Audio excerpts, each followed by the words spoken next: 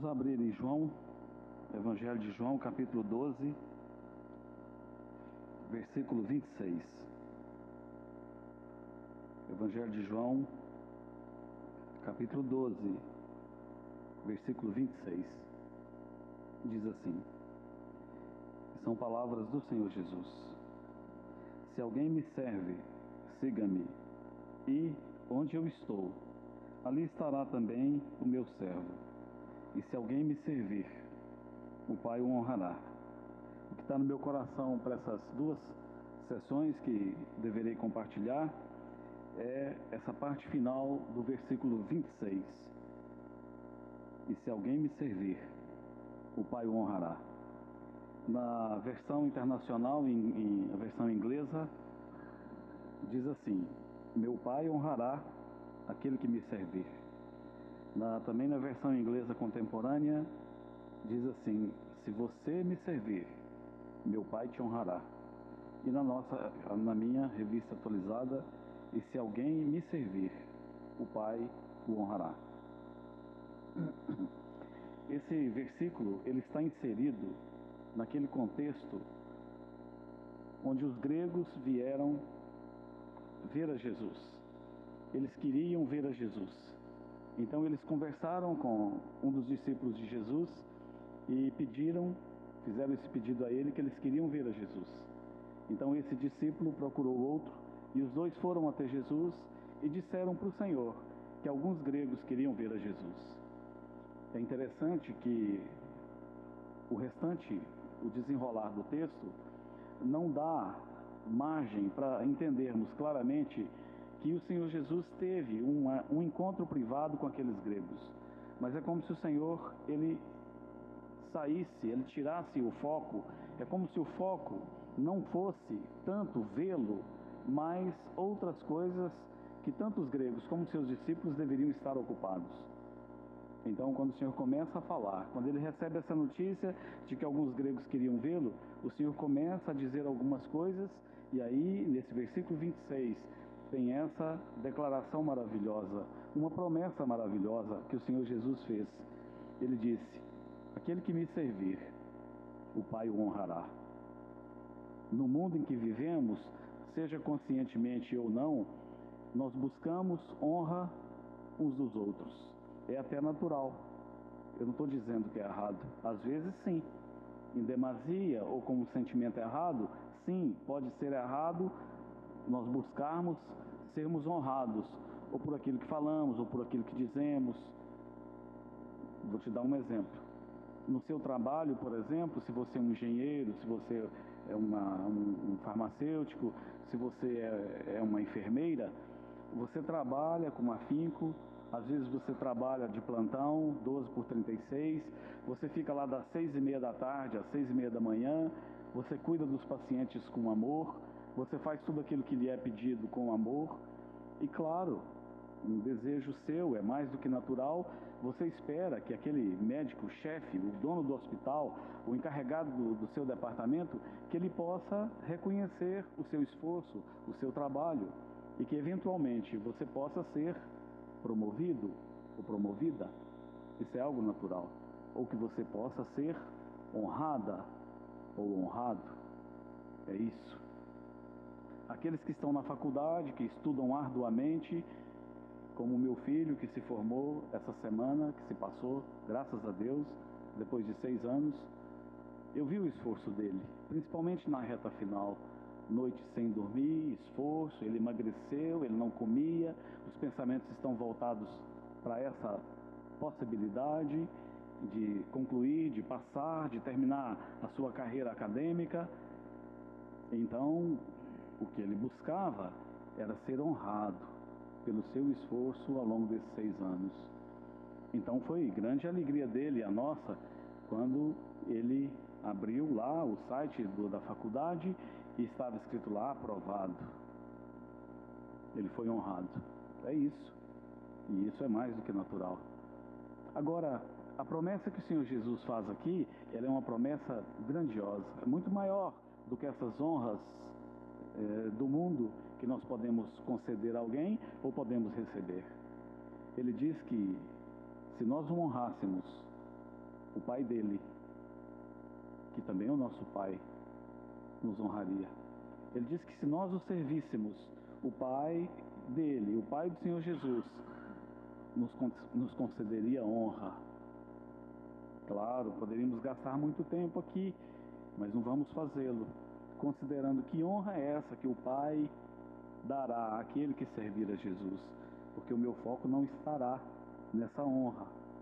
Se o Senhor permitir uma outra oportunidade, quem sabe. Mas o meu foco está naquilo que antecede a honra, no serviço que devemos prestar ao Senhor Jesus.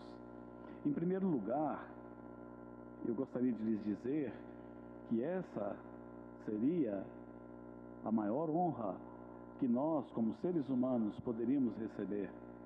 Um grande pregador, Martin Lloyd Jones, que nasceu em 1899 e morreu em 1981, um médico que deixou tudo para ser um pregador do Evangelho, no seu livro Pregação e Pregadores, ele diz que a maior honra que alguém pode receber nessa vida é ser chamado para pregar a palavra de Deus. Eu concordo com o doutor, mas eu também diria que uma honra tão grande quanto essa de ser um pregador, igualmente grande, uma honra enorme, é nós, meros mortais, seres humanos falíveis, sermos chamados para servirmos ao Senhor Jesus. Servir a Jesus é algo grandioso. O Senhor Jesus, faltaria tempo para nós falarmos para vocês todos os títulos que a palavra de Deus usa para descrever este que é o Filho de Deus. Ele é chamado de Rei dos Reis, de Senhor dos Senhores, de Alfa, de Ômega. Ele é chamado de princípio e também é chamado de fim. É dito que Ele é o caminho, que Ele é a verdade, que Ele é a vida. É dito que todas as coisas subsistem por causa dEle. É dito que Ele é o herdeiro de todas as coisas. É dito que um dia Ele virá com poder. E que todo joelho um dia terá que se dobrar diante deste mesmo, esse mesmo Jesus que fez essa promessa há 2000 anos atrás. Se alguém me servir, o Pai o honrará. Não é uma grande honra? Sim, é uma grande honra podermos servir a esse Jesus maravilhoso. Agora, muitos de nós temos ideias erradas do que realmente é servir a Jesus. Muitos, nesse desejo, nesse afã de servir o Senhor, eles têm feito um desserviço no meio do povo de Deus. Porque eles leem um versículo tal como esse e dizem: aquele que servir ao Senhor Jesus, o Pai o honrará, e saem correndo para servir a Jesus. Eles saem pelas ruas, pelos valados, saem pelas cidades e vão servir o Senhor. Mas servir o Senhor tem princípios pelos quais nós podemos e devemos servi-lo. Não é de qualquer maneira. Lá em Marcos capítulo 13, versículo 14, é dito que ali quando o Senhor chamou os discípulos, é dito que Ele chamou os discípulos para estarem com Ele e para os enviar a pregar. Você percebeu aqui? Você percebeu a ordem? O Senhor Jesus chamou aqueles 12 primeiro para estarem com Ele e depois para os enviarem a pregar. Você quer ver comigo? Abra aí comigo em Marcos capítulo 3, versículo 14. Marcos 3, 14. Marcos 3, 14, depois de Mateus. Marcos 3, 14. Diz assim: então designou 12 para estarem com ele e para os enviar a pregar. Todo serviço, e aqui está o primeiro ponto, irmãos, todo serviço na casa de Deus, ele deve brotar da nossa comunhão com o Senhor Jesus. É incoerente nós querermos servir ao Senhor se nós não gastamos tempo com Ele. Há um entendimento moderno de que homens, mulheres podem ser preparados para servir o Senhor apenas frequentando uma escola, um seminário, com uma certa quantidade de anos, e depois, com aquele diploma, ele está apto para servir a Jesus. Nada contra o preparo teológico e o preparo acadêmico, não tenho nada contra. Mas nos lembremos sempre de que são apenas coisas acessórias, são coisas que podem vir e certamente virão para somar, mas não é isso que faz de um homem ou de uma mulher que o torna capacitado para servir a Jesus. O que torna alguém capacitado para servir a Jesus, em primeiro lugar, é estar com Ele. Você pode ver isso muito bem ilustrado no treinamento que o Senhor deu aos seus 12 discípulos. Não havia uma escola teológica, não havia uma universidade, um preparo acadêmico, de maneira nenhuma. Mas me entendam, eu não estou depreciando ou jogando isso fora. Apenas chama atenção para que as coisas sejam colocadas sob a perspectiva correta. E a perspectiva correta é a perspectiva de Deus. Então você vê como o Senhor Jesus chamou aqueles 12 e o Senhor Jesus saiu por aí com eles. O Senhor Jesus andou com eles. O Senhor Jesus cuidou deles. O Senhor Jesus ensinou a eles a pregar o Evangelho. Como que eles aprenderam a pregar o Evangelho?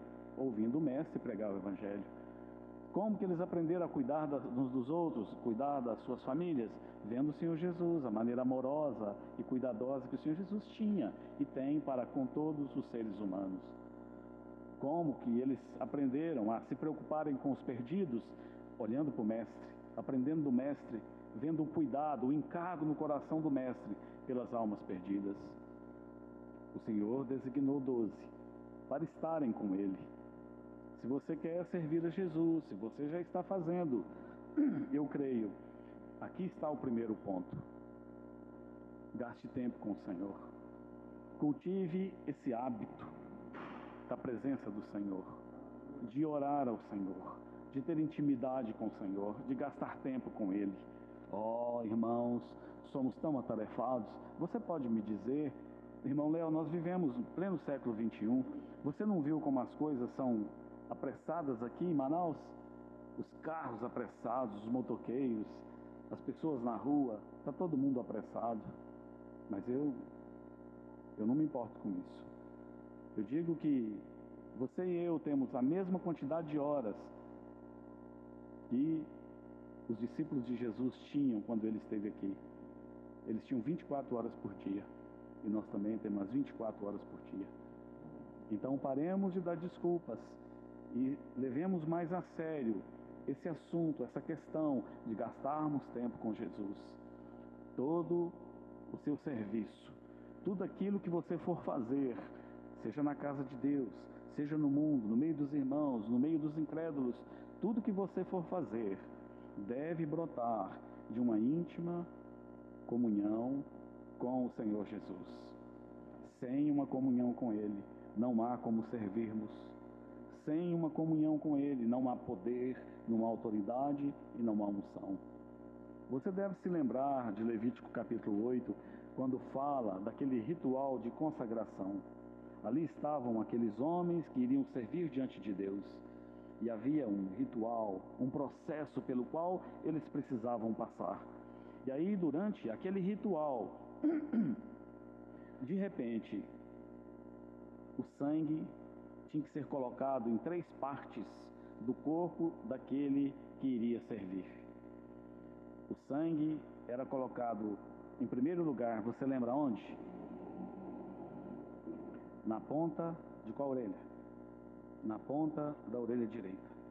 O sangue ali do sacrifício tinha que ser colocado na ponta da orelha direita.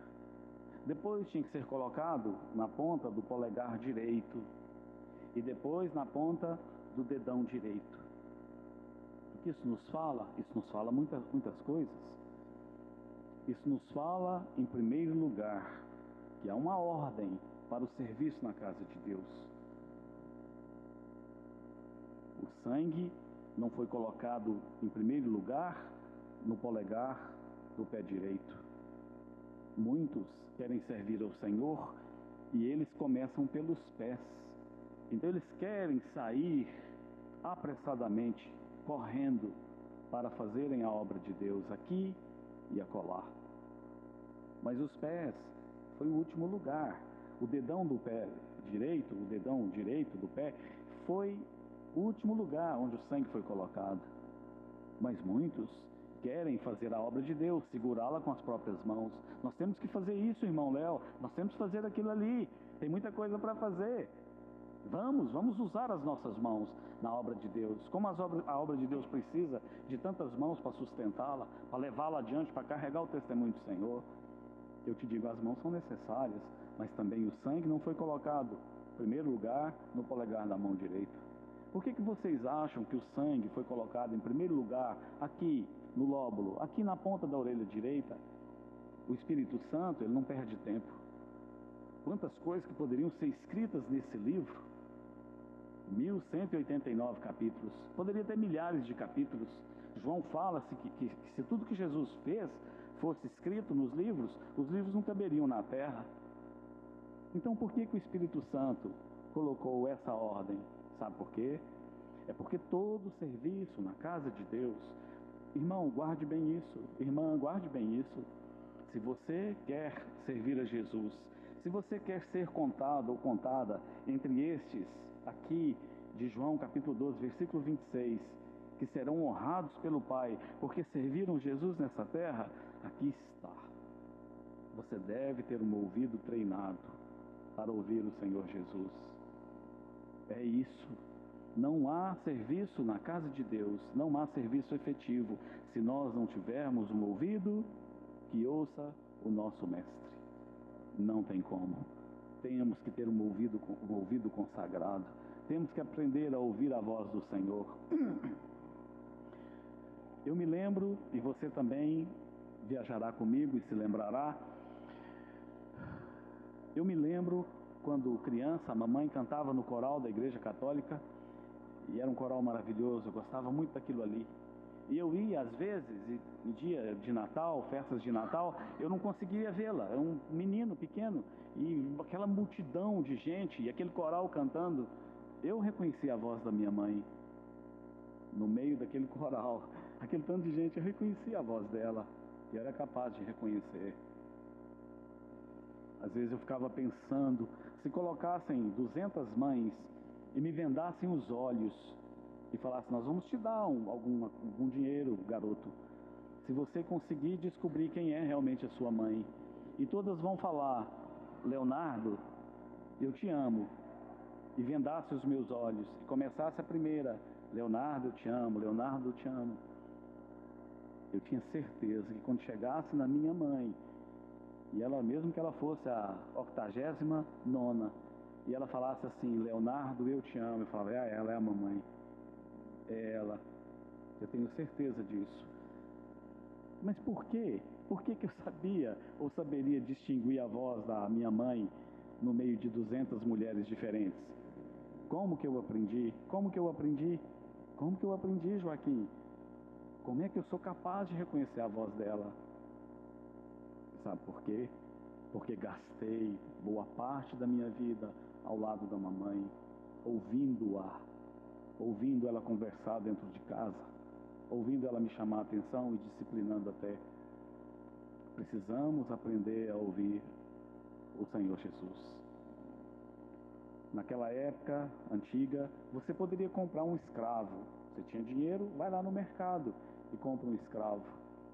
Aí Nali pede para o Joaquim para comprar uma escrava para ela. O trabalho na casa está muito. Vai lá, me compra uma escrava. Ela deve saber cozinhar, lavar e passar. Vai lá e me compra essa escrava. Joaquim ia no mercado. Era possível fazer isso.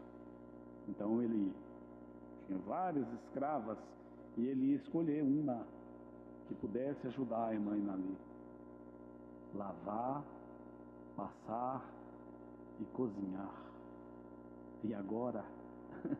Como é que ele vai descobrir, no meio daquelas 40, quem pode fazer essas tarefas da casa para a esposa dele? Como que você escolheria?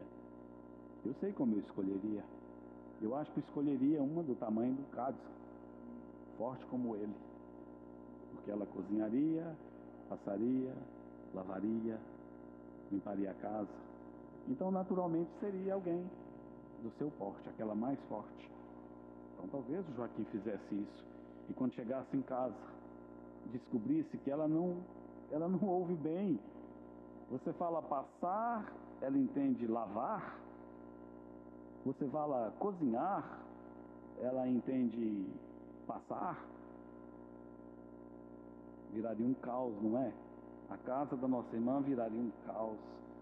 Aquela mulher não ouve. E ela, aquilo que seria uma bênção para ela, se tornaria um estorvo. Ouvir. O povo de Deus precisa aprender a ouvir o seu Senhor. É o primeiro passo, aprender a ouvir o Senhor Jesus. Agora, quando o Senhor Jesus disse essas palavras, aquele que me servir, o Pai o honrará, é muito interessante essa palavra servir no original. Essa palavra servir no original é diaconê. Vou te dar o significado principal dessa palavra, diaconê. Essa palavra significa esperar à mesa e oferecer comida e bebida aos convidados. Esse é o sentido primário dessa palavra. Esperar à mesa e oferecer comida e bebida aos convidados. Abra comigo no Salmo 123, versículo 2. Salmo 123, versículo 2. Salmo 123, versículo 2. Diz assim: A ti, eu vou ler o 1 também. A ti que habitas nos céus, eleva os olhos. Agora o 2.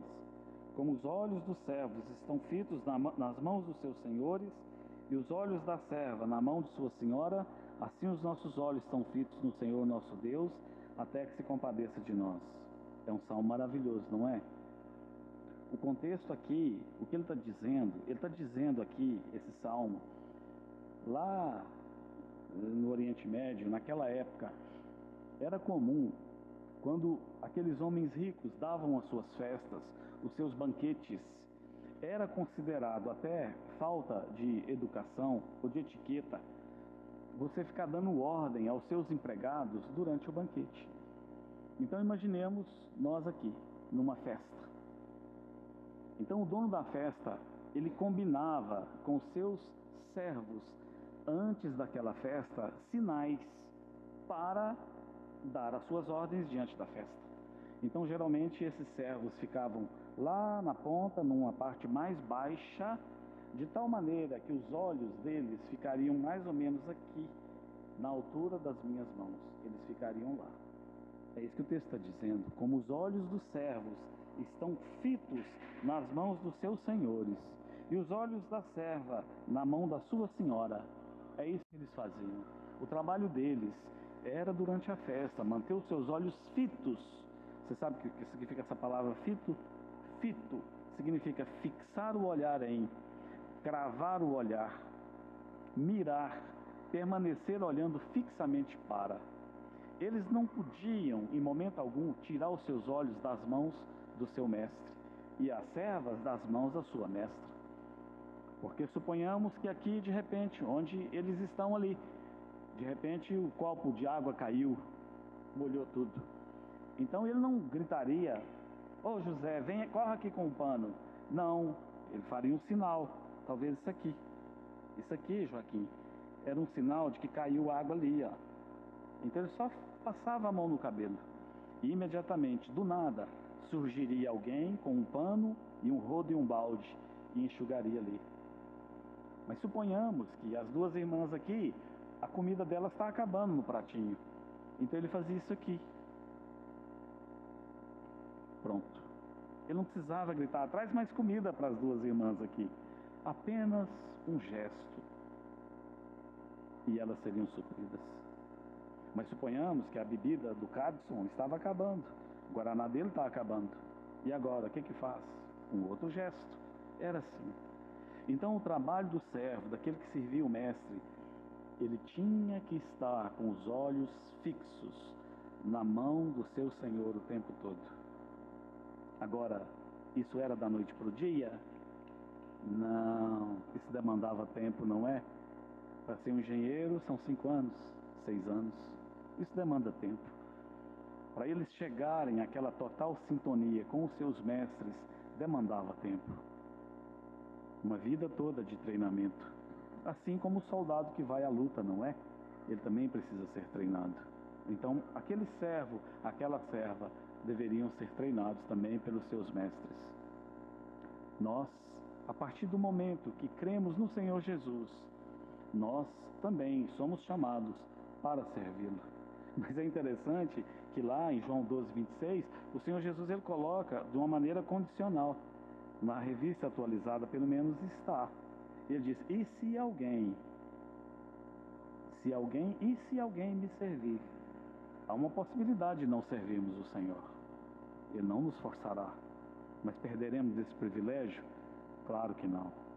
Então todos temos esse chamamento para servirmos ao Senhor Jesus. Agora, o que é servir o Senhor Jesus?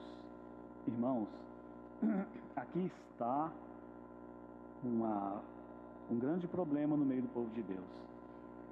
Muitos acham que servir o Senhor é apenas e tão somente pregar a palavra do Senhor. Então, ele acha que pregar, que servir o Senhor, seria ele vir aqui num púlpito como esse, e diante do microfone, e ele está anunciando a palavra de Deus. Isso é servir ao Senhor, mas não é só isso. Muitos acham que servir o Senhor são aqueles trabalhos na igreja, no meio do povo de Deus, que teria mais visibilidade. Seria viajar, ou seria, enfim, cuidar das crianças. Mas essas coisas também é servir ao Senhor Jesus? Claro, essas coisas também fazem parte, é servir ao Senhor. Mas servir ao Senhor vai mais além. Servir ao Senhor é tudo aquilo que você fizer depois de você ter ouvido o seu Senhor. Servir ao Senhor é toda a obediência que você lhe prestar a partir daquela comunhão que você teve com Ele. Por exemplo,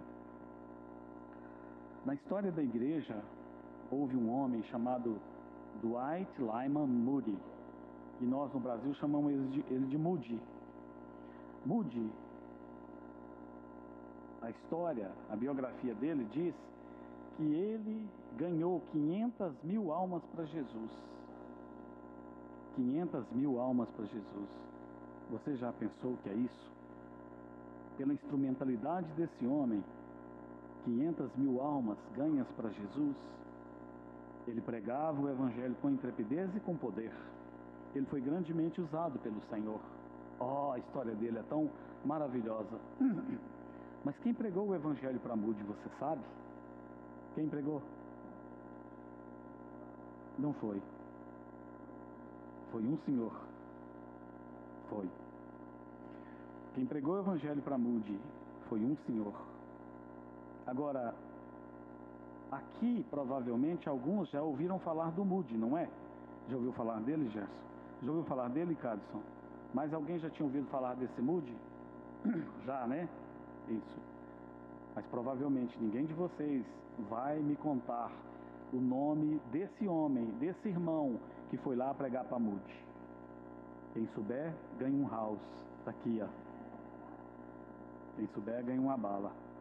Mas eu sei que eu não vou perder minha bala. Porque esse homem, na história da igreja, ele não aparece. Ele é ignorado. Mas foi ele que foi, até que teve a ousadia e a coragem.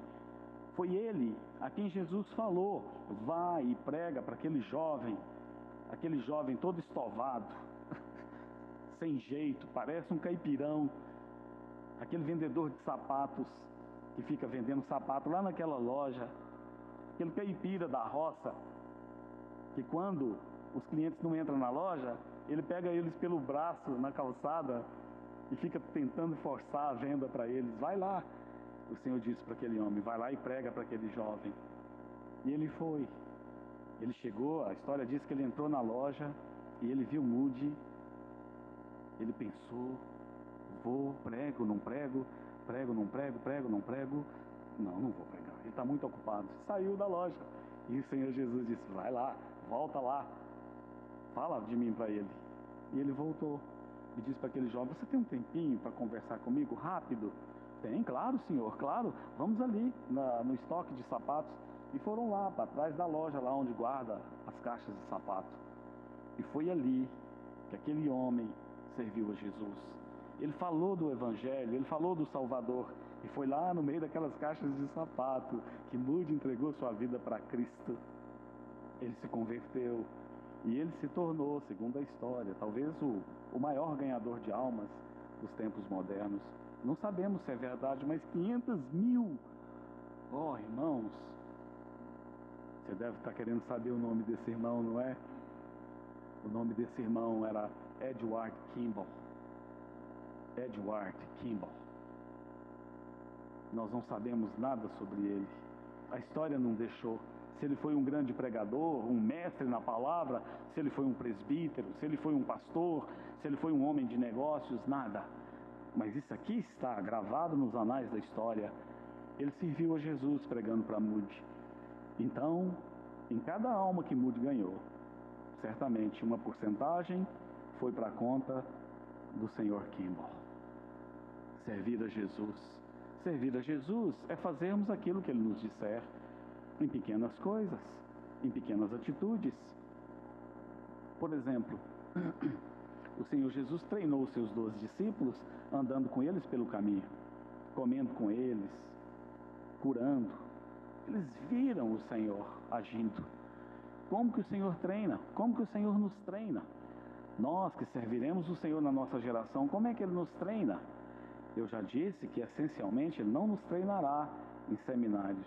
Essa não é a maneira de Deus. Embora o seminário possa ser um acessório e possa até ajudar alguém, mas o Senhor nos treina exatamente onde nós estamos. O Senhor nos treina lá na loja onde você trabalha. Ali é a sua escola, ali é a escola de Cristo. Paulo deu as características do servo de Deus, o que ele deve fazer para com o seu patrão. Ali, como um mero funcionário daquela loja, um simples funcionário, sabe o que você deve fazer, irmão, irmã? Você deve servir o seu patrão, como se você estivesse servindo o próprio Senhor. Nós perdemos isso de vista. Qual de nós, crentes, irmãos ou irmãs, no nosso trabalho, nas nossas profissões, nós levamos isso a sério? Nós trabalhamos e servimos o nosso patrão como se estivéssemos servindo a Cristo? É o contrário, né? Como nós ouvimos o povo de Deus murmurando nessa área, não é? Eu trabalho lá, mas lá é complicado. Lá, tudo que a gente faz não é bom. Está sempre colocando mais serviço, está sempre exigindo, está sempre resmungando. Eu já estou... A próxima oportunidade, não é assim? Não. Nós somos treinados exatamente onde o Senhor nos coloca. Os patrões, para os patrões também tem uma palavra. Você patrão, você empresário, como é que você vai ser treinado para servir Jesus? Trata os seus funcionários com justiça, com bondade, com amor, como o Senhor Jesus trataria. Faça isso, dando assim um bom testemunho daquele Senhor a quem você serve. Os maridos e esposas, como é que nós somos treinados para servir a Jesus? Irmãos, a esfera da nossa casa, aqueles 240 metros, aqueles 150 metros, aqueles 70 metros ali, aqueles quartos, salas, cozinha, banheiro, aquele quintal, 48, 42, 59, ali é a sua escola, a escola de Cristo. É ali.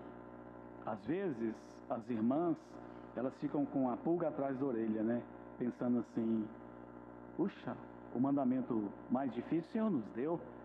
O Senhor nos mandou submeter os nossos maridos, não é? Maridos, o mandamento mais difícil o Senhor deu para nós, que nós devemos amar as nossas esposas como Cristo amou a igreja. Irmãos, me permita essa palavra pessoal, mas eu sou tão bem cuidado pela minha esposa. Ela cuida tão bem de mim. E eu me vejo tão aquém de cuidar dela, de amá-la como Cristo amou a igreja. Mas nós não vemos isso como um lugar de treinamento, não é verdade? Nós não percebemos que essa, a nossa casa, a nossa esposa, os nossos filhos, é a escola de Cristo, é a maneira que Ele usará e que Ele está usando para nos treinar. Às vezes, usamos dessa palavra do Senhor, essa prerrogativa, de que as esposas devem se submeter a nós. Então agimos como tiranos sobre as nossas esposas, sobre os nossos filhos. Tão diferente de Jesus, não é verdade? Tão diferente do Senhor. O Senhor era tão doce, tão amável, tão gentil. Maridos, amai vossas esposas como Cristo amou a igreja. Como que o Senhor amou a igreja? Como que o Senhor amou a igreja? Como que o Senhor demonstrou? O Senhor se entregou voluntariamente. O Senhor deu a vida pela sua igreja.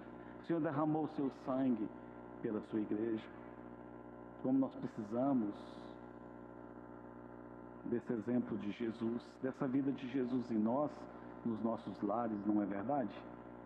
Desse amor de Jesus, dessa paciência de Jesus, desse cuidado de Jesus.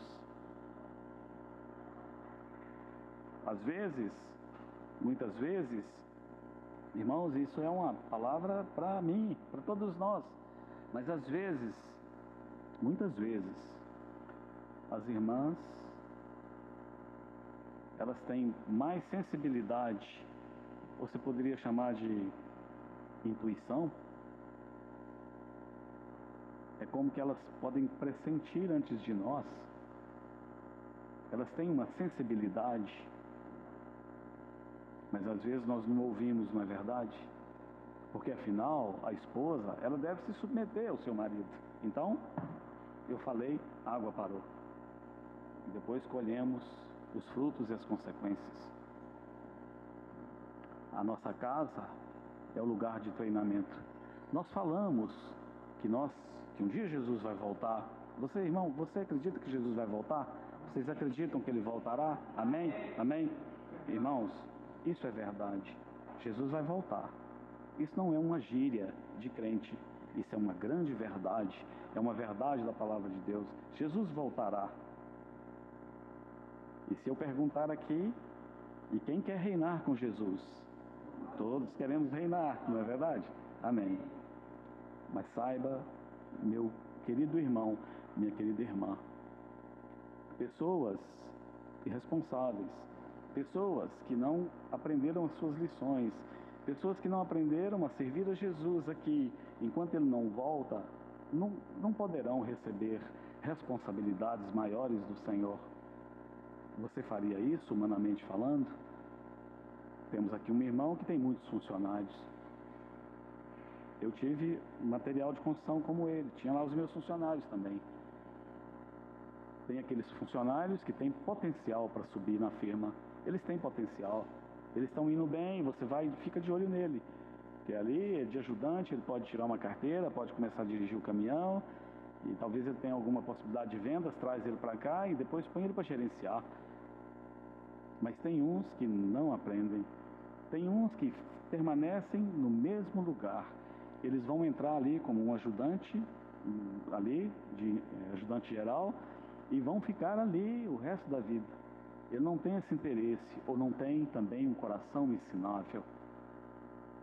O que determinará a nossa posição no reino de Jesus, quando Ele voltar, é a nossa disposição de aprendermos e servirmos ao Senhor Jesus hoje, aqui e agora. Então não despreze as suas oportunidades, não desprezemos as nossas oportunidades. Remindo o tempo, devemos remir o tempo, porque os dias são maus. Há um exemplo na palavra de Deus de um homem, um grande homem de Deus, talvez um dos personagens mais marcantes da palavra de Deus.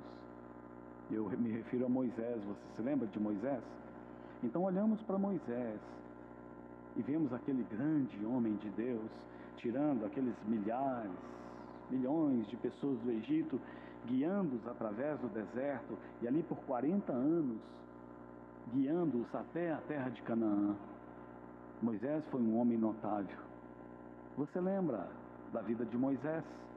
Você lembra que alguns devem se lembrar de que quando ele nasceu havia uma lei promulgada por Faraó, de que todos os meninos, os homens, deveriam ser mortos. Apenas as meninas deveriam viver. Então ele nasceu no meio desse conflito, no meio dessa luta, no meio dessa dificuldade. E a sua mamãe o escondeu. Por quantos meses? Por 3 meses. 3 meses é a idade do Benjamim. Não é isso, irmã? Benjamim tem 3 meses. Você sabia, irmã, que na idade, você deve saber, na idade de 3 meses, ele já percebe a sua presença. Ele já sabe que a mamãe está por perto. É com 3 meses que o bebezinho, ele vai sorrir quando alguém chegar perto dele sorrindo. Com 3 meses ele vai começar a pronunciar vocalizar alguns sons. E lá em Minas a gente fala gungunar. Ele já está gungunando, irmã? Ele já está falando algumas coisinhas, tentando falar? É com 3 meses também que ele firma a cabecinha. Porque até então, ou direita ou esquerda. Ele já firmou a cabecinha? Está começando, né? A partir de agora ele vai firmar a cabecinha. E ele vai ser capaz de deitar e ficar olhando para cima. É interessante cuidar dessa mãe, não é? Nós podemos, claro, eu estou apenas talvez conjecturando, mas quem sabe 3 meses ela esperou o bebezinho dela, Moisés, firmar a cabecinha, não é? Porque colocá-la ali naquele cestinho, ele tem a cabecinha só para a direita, para a esquerda, seria tão difícil, né? Mas agora podemos vê-lo descendo o Nilo, lentamente, com a cabecinha firme, olhando para cima. E aí, de repente, ele começou a chorar. E a filha de Faraó desce para tomar banho. Irmãos, a filha de Faraó não tomava banho no Nilo. Ela tinha os seus palácios de ouro. Ela tinha as suas serviçais. Os arranjos de Deus. Traz essa mulher. Ela dá uma vontade de tomar banho no Nilo. E ela desce e escuta o bebê chorando. E aí, Miriam segue o cestinho. Quando vê que a filha de Faraó manda pegar o cestinho, ela chega e se apresenta. E disse, um bebezinho, eu conheço uma mulher que está amamentando. Você não quer que eu mande chamá-la para ela amamentar o bebezinho para você? Irmão, isso é maravilhoso demais, não é? Aí chama a mamãe dele. E ela fala, você está amamentando? Então, ele é meu filho, irmãos. Que situação triste desse menino, não é? A filha de Faraó falando assim, a partir de agora ele é meu bebezinho. E pegar e falar assim, você cuida dele para mim? Aquela mamãe pegando ele nos braços e falar, claro que eu cuido do seu bebezinho. Leva ele para casa e cuida dele. E quando ele é maiorzinho, grandinho, não sabemos quantos anos, ela traz ele de volta para a princesa e fala assim, aqui o seu filhinho. Talvez ela dissesse assim, nossa, ele está tão bem cuidado.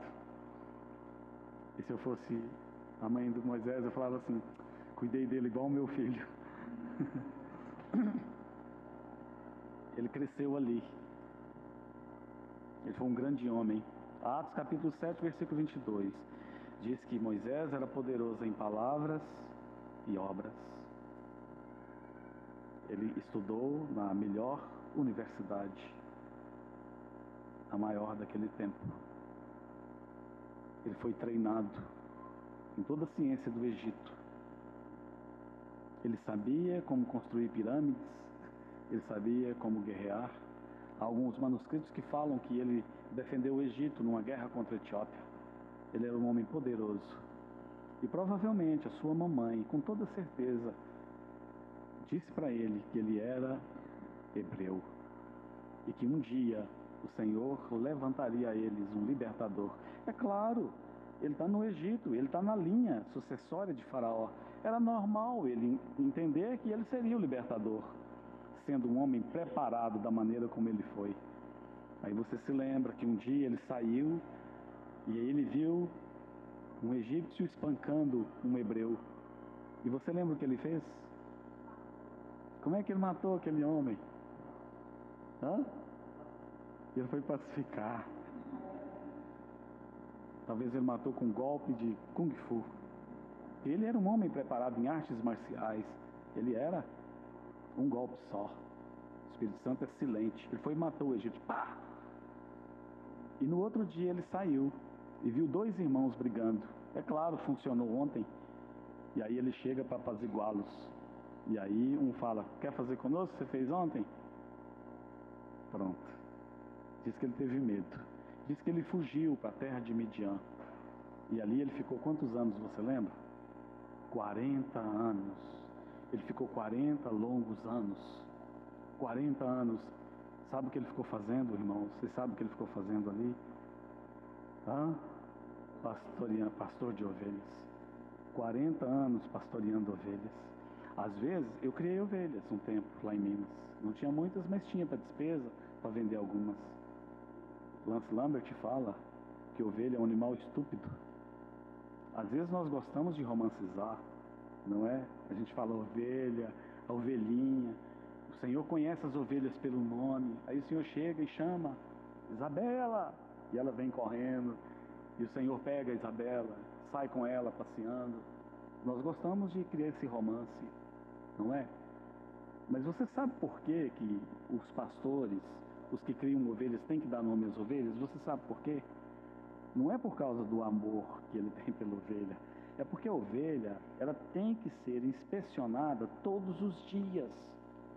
Todos os dias. Então, quando eu chegava lá, minha mãe e meu pai tinham uma chácara lá, ainda tem, dentro da vila, e às vezes com a loja, o material de construção, o dia inteiro, fechava 8 horas, tem que ir lá ver minhas ovelhas, eu tenho que vê-las. Eu chegava assim à noite, a chácara vem na última rua, eu chegava e chamava. E elas vinham todas. Mas elas vinham, eu chamava e ia lá 8 horas da noite, porque eu tinha que inspecioná-las. Porque a ovelha é um bicho bobo, bobinho. Se você descuidar dela, ela passa debaixo de uma cerca, ela arranca parte das costas dela no arame farpado. E, de uma hora para outra, ela cai num buraco. É por isso que você tem que chamá-las. E outra, você já chegou perto de ovelha? Você já sentiu o cheiro de uma ovelha? Alguém aqui já chegou perto da ovelha? Não. A ovelha tem um cheiro muito forte mesmo. Quando você mata uma ovelha, tem 2 glândulas que você tem que tirar, para não dar gosto na carne. E é um animal mal cheiroso, propenso a doenças. Então imagina esse homem sábio, esse homem poderoso em palavras e obras. Como é que o Senhor vai treiná-lo? 40 anos cuidando de ovelhas. 40 anos cuidando de ovelhas. E depois de um certo tempo, torna-se uma rotina esmagadora. Todos os dias é a mesma coisa. Levá-las para tomar água, alimentá-las, cuidar, sarar, cuidar de novo, chamá-las, levar para o aprisco. 40 anos. E aí depois de 40 anos fazendo isso, então finalmente ele tem aquele encontro com Deus. Você lembra aquele encontro que ele teve com Deus? Um dia ele estava levando os rebanhos para aqui.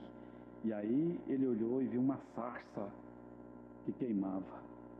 Ele olhou de novo, ela não se consumia. E ele olhou de novo e ela não se consumia.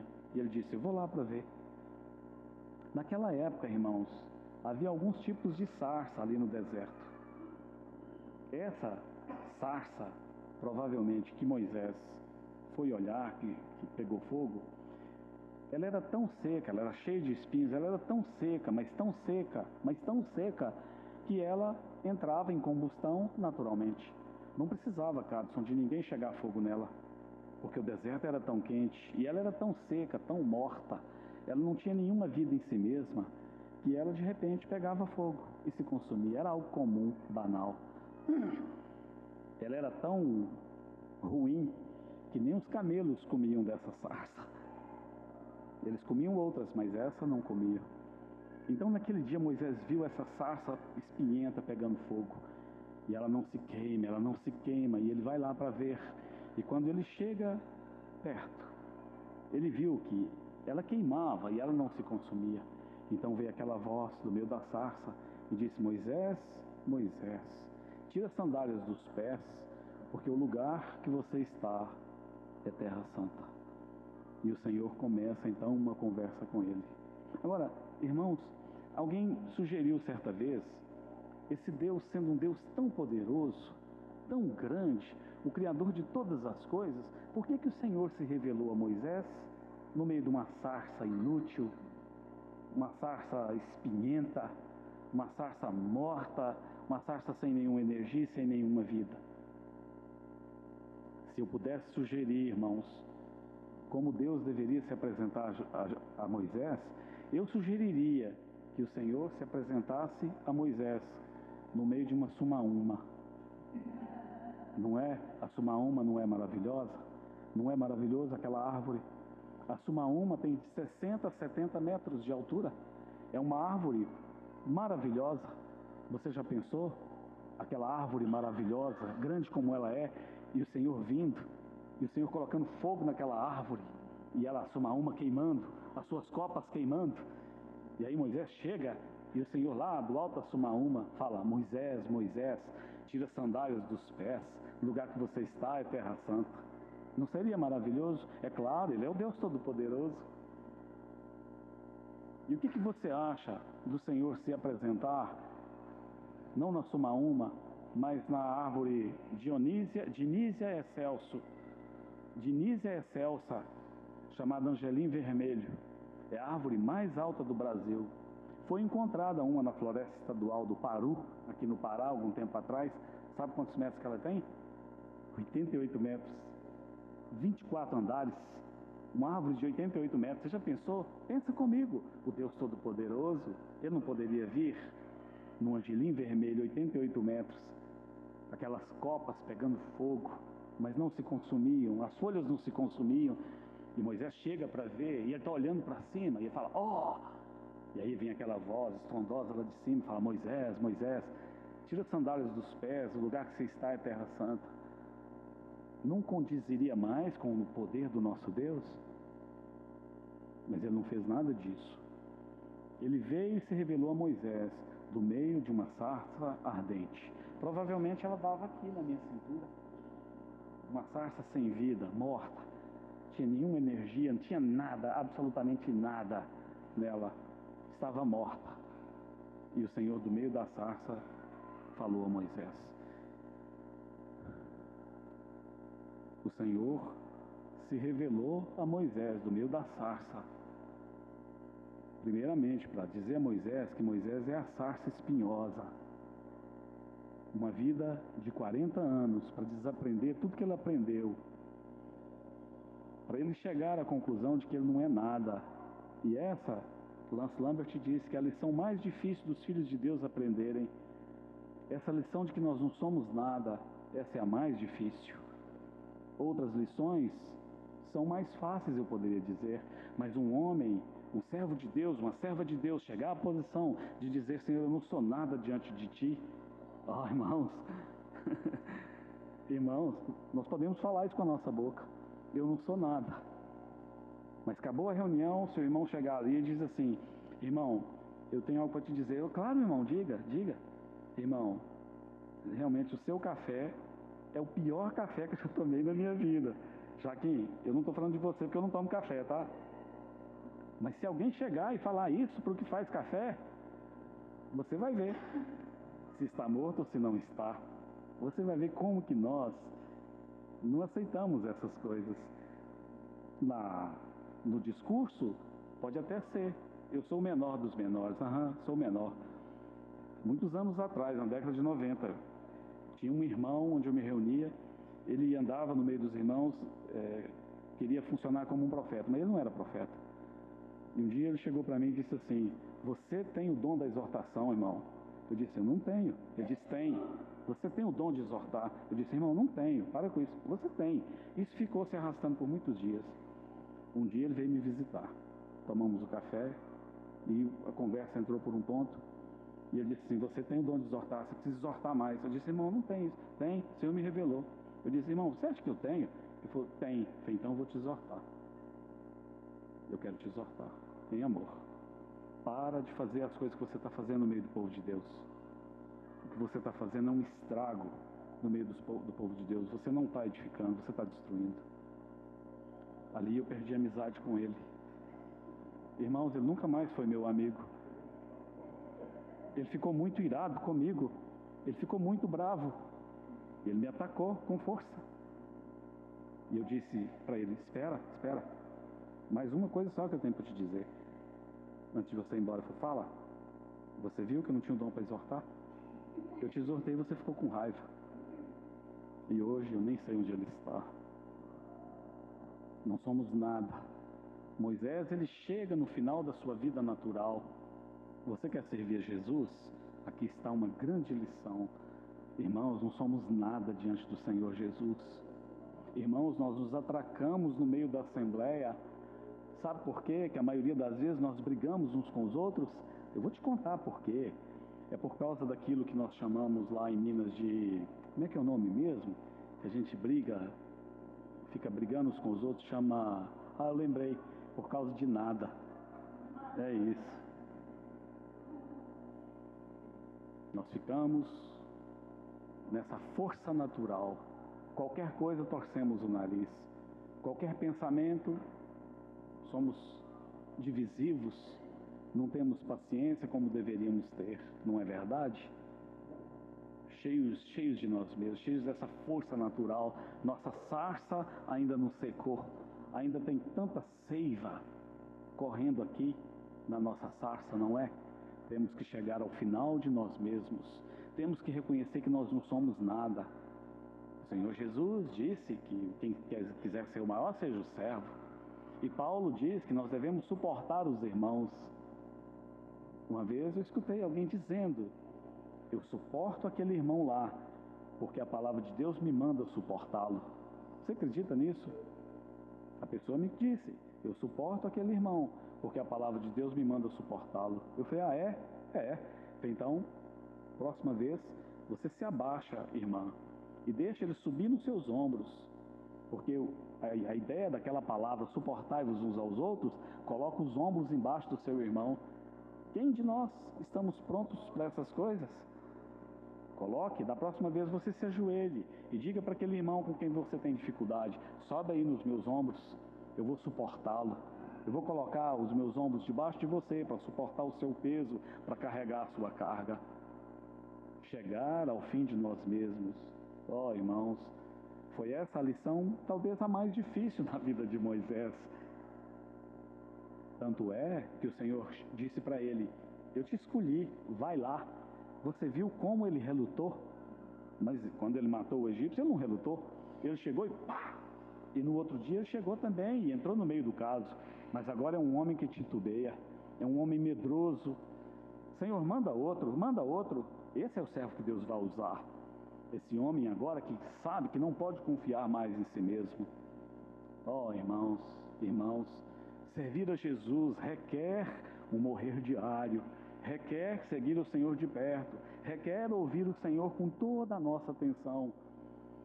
Às vezes, nesse mundo tão corrido, nós começamos a servir o Senhor e começamos a servir no Espírito, mas nós temos essa tendência natural de que aquilo que deu certo semana passada vai dar certo essa semana. Então, na semana atrasada, parece que nós cantamos um cântico que trouxe vida para a Assembleia. Todo mundo levantou, bateu palma. Na próxima semana, irmão, aquele lá vai e não funciona. É assim. Quando eu tinha material de construção, uma vez eu fui fazer uma entrega numa fazenda, nós tínhamos um caminhãozinho 608. Eu fui nesse caminhãozinho 608, sabe o que é, né, Joaquim? 608, aquele Mercedinho 608, 3/4. E eu cheguei com o material na fazenda, tinha um curral enorme. E aí o gerente da fazenda disse assim, foi a primeira vez que eu fui entregar lá. E ele disse assim: você é bom motorista? Eu disse: por quê? Eu vou porque a entrega é lá na frente, naquela casa do peão. Tinha um curral enorme e de dentro do curral tinha uma porteira e saía um corredor, cerca de cá, de tábuas e de cá, e ia fazendo assim, ó, a uns 100 metros ou menos, talvez, da casa lá do peão. Eu cheguei, olhei e falei: não dá para entrar, porque lá no meio ele fazia uma curvinha. Eu falei: esse caminhão não dá para entrar. não dá para entrar. Falei para ele, não dá para entrar. Eu falei, sinto muito, o outro que nos fornece o material entra. Era mentira dele, ninguém entrava lá. Agora, para a gente comprar de você, se for deixar aqui, tem que carregar lá areia, cimento, brita. Como nós vamos fazer? Aí eu disse assim, Senhor Jesus, me ajuda. Eu não consigo entrar ali. Mas se o Senhor me ajudar, eu consigo. É a conta do carro. Eu não sei como é que eu vou fazer a curva lá no meio, lá, uma curvinha suave. Mas me ajuda. Eu posso ir? Irmãos, eu senti o Senhor dizendo, pode ir, eu vou te ajudar. Mas vai de ré. Aí eu fui e comecei a entrar de ré. Aí o gerente veio e falou assim, você vai entrar de ré? Eu disse, se eu entrar de frente, depois eu não saio. E aí quando eu comecei a dar ré, pedi o ajudante para ficar olhando, fui bem devagarzinho, veio todo mundo da fazenda e sentou assim. Eles estavam me testando. Irmãos, eu fui lá de primeira. Eu fui manobrando, fui lá de primeira e pus o caminhão lá. E aí ele veio e falou assim, rapaz, você é bom motorista mesmo, hein? Na verdade, nunca ninguém foi lá não, era mentira. Irmãos, na hora sim, eu fui lá em cima e voltei. Eu pensei, sou bom mesmo. Daí uns 20 dias ele pediu mais material. Eu fui lá levar. Eu lembro disso direitinho. Irmãos, eu conto isso para animá-los. E eu entrei naquele curral e já fui lá e vim de ré e já comecei todo. Aí ele bateu numa tábua. Eu fui para frente, bateu na outra. Irmãos, eu fui tão envergonhado. Foi batendo, não funcionava. Parece que tinha alguém puxando o volante. Eu fiquei tão envergonhado. Aí eu me lembrei dele. Aí eu me lembrei de Jesus. Eu disse, Senhor, tem misericórdia, me perdoa. Eu achei que eu sabia fazer, Senhor. Eu não te pedi, me perdoa, Senhor. Tem misericórdia. Senhor, me perdoa. Está perdoado. Senhor, me ajuda de novo. E parado. Eu fui lá com o caminhão e parei. Senhor, me ajuda de novo. Vai comigo. Se o Senhor não for comigo, eu não dou conta.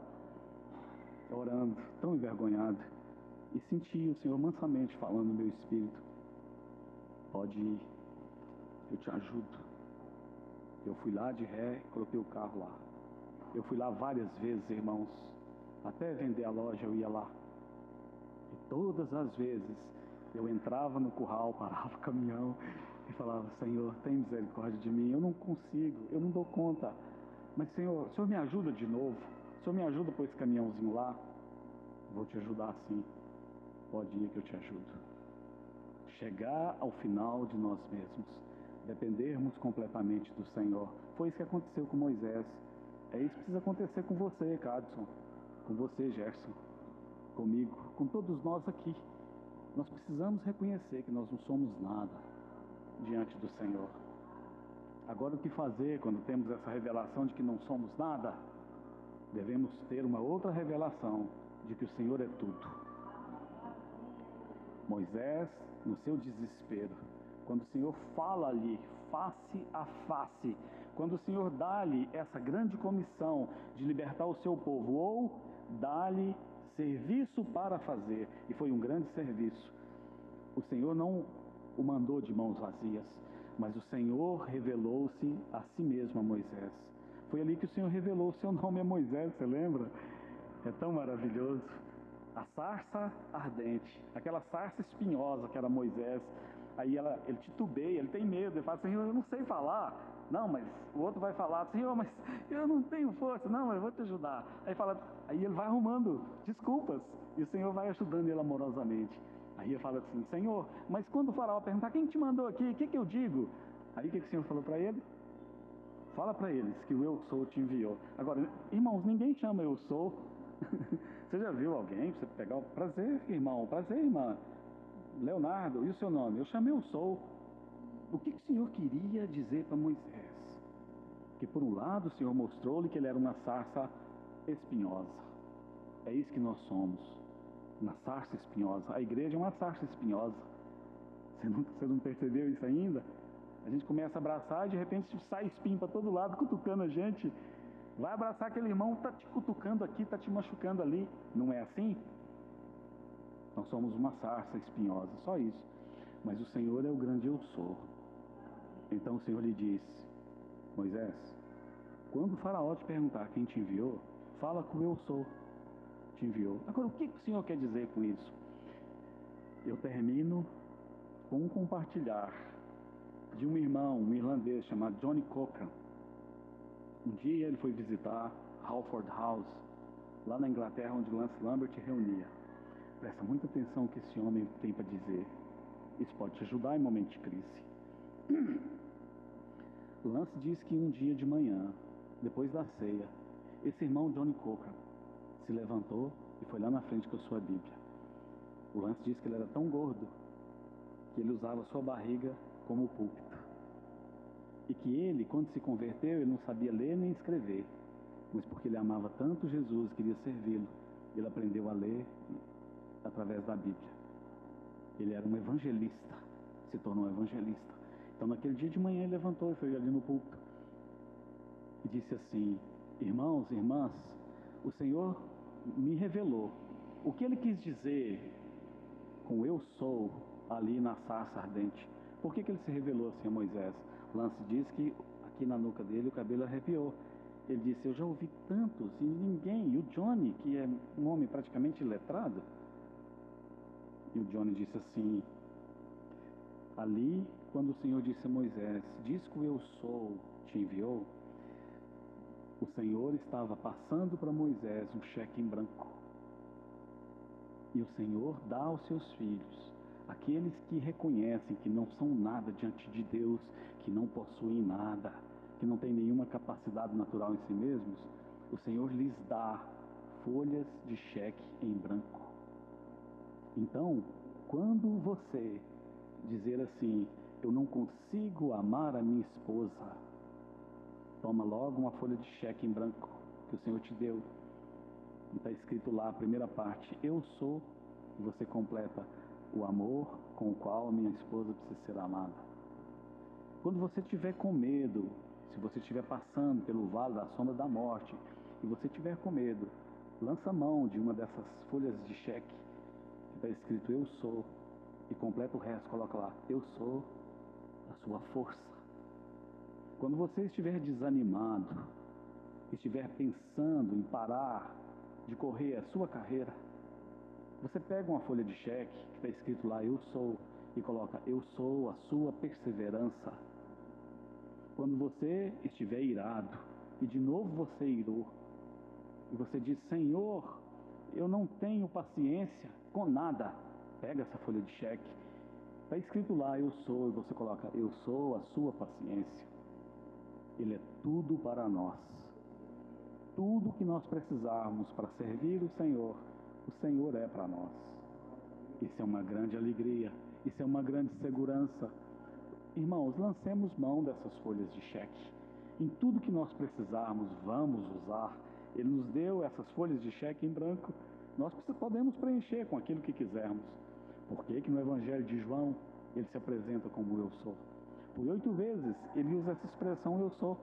Eu sou o caminho, a verdade e a vida, eu sou a ressurreição e a vida, eu sou a luz do mundo, e assim vai.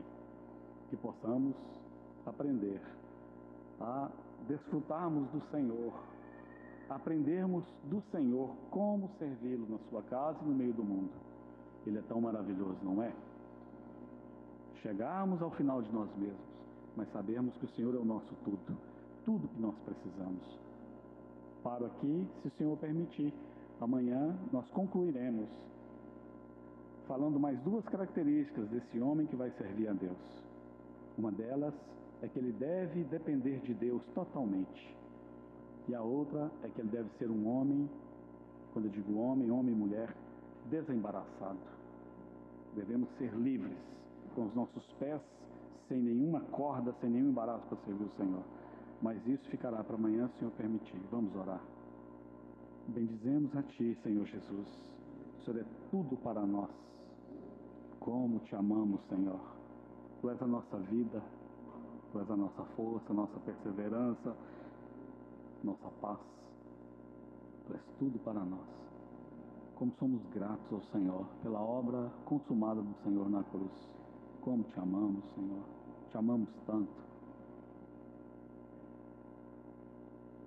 Nós te pedimos nessa noite que o Senhor possa guardar essas coisas nos nossos corações e usá-las para que possamos depender mais do Senhor, conhecê-lo mais, amá-lo mais, servi-lo melhor. Que o Senhor é digno. Em teu nome precioso, Senhor Jesus, que nós oramos. Amém.